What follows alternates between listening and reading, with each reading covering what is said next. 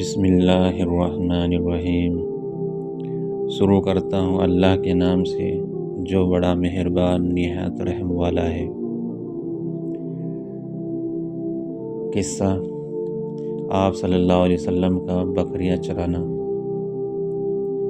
جس طرح آپ نے حضرت حلیمہ کے یہاں بچپن میں اپنے رضاعی بھائیوں کے ساتھ بکریاں چرائی، اسی طرح جوان ہونے کے بعد بھی بکریاں چرائی۔ جابر بن عبداللہ سے مروی ہے کہ مقام الزہرا میں ہم نبی کریم صلی اللہ علیہ وسلم کے ساتھ تھے کہ وہاں پیلو کے پھل چننے لگے۔ آپ نے فرمایا کہ سیاہ دیکھ کر چنو، وہ زیادہ خوش ذائق اور لذیذ ہوتے ہیں۔ ہم نے عرض کیا کہ یا رسول اللہ، کیا آپ بکریاں چرایا کرتے تھے جس سے آپ کو یہ معلوم ہوا؟ آپ نے فرمایا ہاں، کوئی ایسا نبی نہیں ہوا جس نے بکریاں نہ چرائی ہو۔ ابو ہریرہ رضی اللہ عنہ سے مروی ہے کہ رسول اللہ صلی اللہ علیہ وسلم نے فرمایا کہ کوئی ایسا نبی نہیں ہوا کہ جس نے بکریاں نہ چرائی ہو۔ صحابہ نے عرض کیا کہ آپ نے بھی؟ آپ نے ارشاد فرمایا ہاں، میں نے بھی۔ اہل مکہ کی بکریاں چند قیراط پر چرایا کرتا تھا۔ بخاری شریف کتاب الجارہ میں حافظ طورپشتی رحمۃ اللہ علیہ شرح مذابح میں فرماتے ہیں کہ بعض متکلفین نے یہ سمجھ کر کہ بکریاں چرا کر اجرت لینا شان نبوت کے شایان نہیں ہے، یہ کہہ دیا کہ اس حدیث میں جو لفظ قراریت واقع ہوا ہے، قرات کے جمع نہیں ہے بلکہ ایک مقام کا نام ہے جہاں آپ بکریاں چرایا کرتے تھے۔ یہ قول ان متکلفین کا سراسر تکلف اور تعمق ہے۔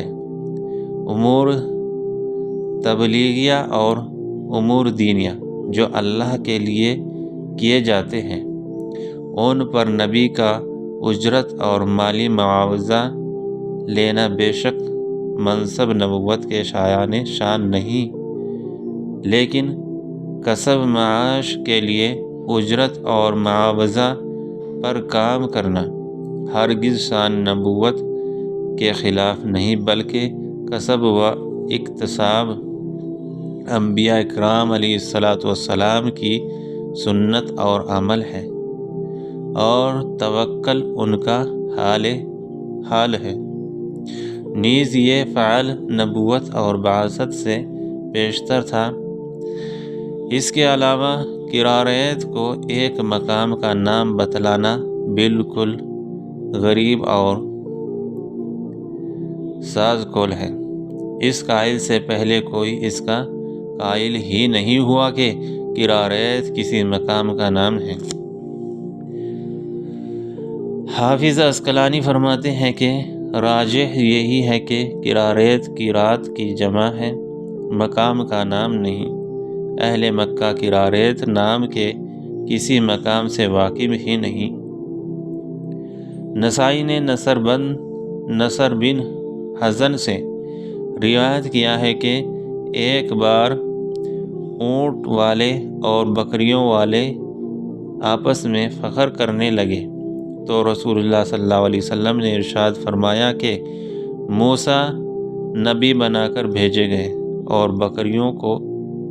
بکریوں کے چرانے والے تھے، اور داؤد نبی بنا کر بھیجے گئے، وہ بھی بکریاں چرانے والے تھے، اور میں بھی نبی بنا کر بھیجا گیا، اور میں بھی اپنے گھر والوں کی بکریاں مقام اجیاد میں چرایا کرتا تھا۔ نکتہ: انبیاء علیہ السلام کا بکریاں چرانا امت کی غلہ بانی کا دیباچہ اور پیش خیمہ تھا۔ اونٹ اور گائیں کا چرانا اتنا دشوار نہیں جتنا کہ بکریوں کا چرانا دشوار ہے۔ بکریاں کبھی اس چراگاہ میں جاتی ہیں اور کبھی دوسری چراگاہ میں۔ اس لہجے میں اگر اس جانب ہے تو دوسرے لہجے میں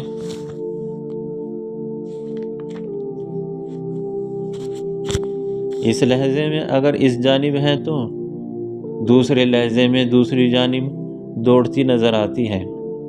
گلے کے کچھ بکریاں اس طرف دوڑتی ہیں اور کچھ دوسری طرف، اور رائی ہے کہ ہر طرف دیکھتا ہے کہ کوئی بھیڑیا یا درندہ تو ان کی فکر میں نہیں، چاہتا ہے کہ سب بھیڑیں اور بکریاں یکجا مجتمع رہے، مبادا ایسا نہ ہو کہ کوئی بکری کا گلے سے علیحدہ رہ جائے اور بھیڑیا اس کو پکڑ لے جائے۔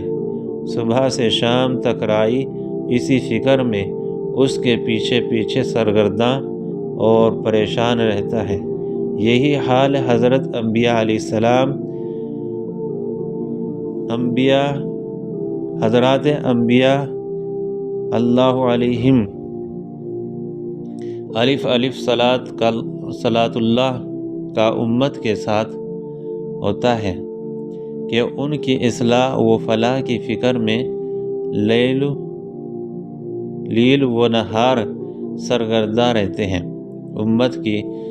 امت کے افراد تو بھیڑوں اور بکریوں کی طرح ادھر ادھر بھاگتے پھرتے ہیں، اور انبیاء علیہم الف الف صلاۃ اللہ کلام شفقت و رعافت سے ان کو للکار کر اپنی طرف بلاتے رہتے ہیں، اور امت کی اس بے اعتنائی سے ان حضرات کو جو تکلیف اور مشقت پہنچتی ہے اس پر صبر اور تحمل فرماتے ہیں، اور بائیں ہم پھر کسی وقت دعوت اور تبلیغ اور ارشاد و تعلیم سے اکتاتے اور گھبراتے نہیں، اور جس طرح بھیڑیں بھیڑیوں اور درندوں کے خونخوار حملوں سے بے خبر ہوتی ہیں، اسی طرح امت نفس اور شیطان کے مہلکانہ حملوں سے بے خبر ہوتی ہے۔ اور حضرات انبیاء اکرام علیہ الصلاۃ والسلام ہر وقت اس طاق میں رہتے ہیں کہ کہیں نفس اور شیطان ان کو اچک نہ لے جائے۔ جس درجے نبی کو امت کی اصلاح اور فلاح کی فکر ہوتی ہے، امت کو اس کا عشر و شعر بھی فکر نہیں ہوتا۔ امت کو تو اپنی ہلاکت اور بربادی کا خیال بھی نہیں ہوتا، اور حضرات انبیاء ہیں کہ ان کی اس ضب و حالت کو دیکھ کر اندر ہی اندر گھلتے رہتے ہیں۔ شاید آپ ان کے ایمان نہ لانے کی وجہ سے اپنی جان دے دیتے، اور اسی طرح سے ارشاد ہے، نبی مؤمنین کے حق میں ان کی جان سے زیادہ قریب ہے۔ اور ایک قرات میں ہے، یعنی وہ نبی ان کا روحانی باپ ہوتا ہے۔ اے اللہ، تو اپنی بے شمار رحمتیں اور غیر محدود برکتیں حضرات انبیاء پر عموماً اور خاتم الانبیاء محمد رسول اللہ صلی اللہ علیہ وسلم